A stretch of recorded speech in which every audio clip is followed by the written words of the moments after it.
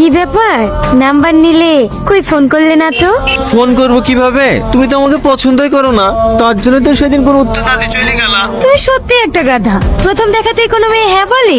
আগে দুজন দুজনকে চিনি জানি, তারপরেই তো ভালোবাসা হবে। আমারও তো কিছু জানার দরকার নাই, আমি শুধু তোমাকে ভালোবাসি। তোমার যদি আমার ব্যাপারে কিছু জানার থাকে জানতে পারো। তার মানে তুমি আমার ব্যাপারে কিছুই জানতে চাও না? না। আমি কিন্তু অনেক গরিব। তাতে কি হয়েছে? তোমার কোনো সমস্যা নেই? না। আমার কিন্তু একবার বিয়ে হয়েছিল, দুটো ছেলেও আছে। আর ছেলের বাবা? ও তো 2 বছর আগেই মারা গেছে। তাহলে আমার সমস্যা কোথায়? হ্যাঁ, আমি ছেলের বাবাতে রাজি, শুধু ছেলের মা রাজি থাকলে হবে। তুমি আসলে একটা পাগল। আজকে বিকালে এসো। এই কোথায়? রেজিস্ট্রি অফিসে? না, পার্কে। ওখানেই মজানা রেখে নেব, হবে না? ম্যাডাম আইসি সাহেব। চলো আসছি। হ্যালো, মা ডাকছে। থালা বাসন সব পড়ে আছে, মাজতে হবে তো।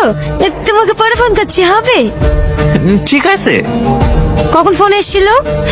এই তো 2 ঘন্টা আগে। মায়ের অপারেশন করার লেগে জমি বেঁচে টাকাগুলো অ্যাকাউন্টে থইছিল।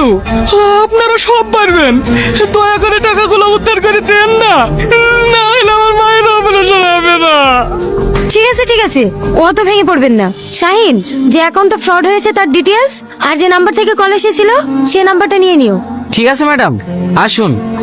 আপনি ভালো করে দেখবেন ম্যাডাম, আমার মায়ের অপারেশন না করতে পারলে আমার মা মরে যাবে। আচ্ছা ঠিক আছে, কোনো সমস্যা হবে না, আপনি আসুন।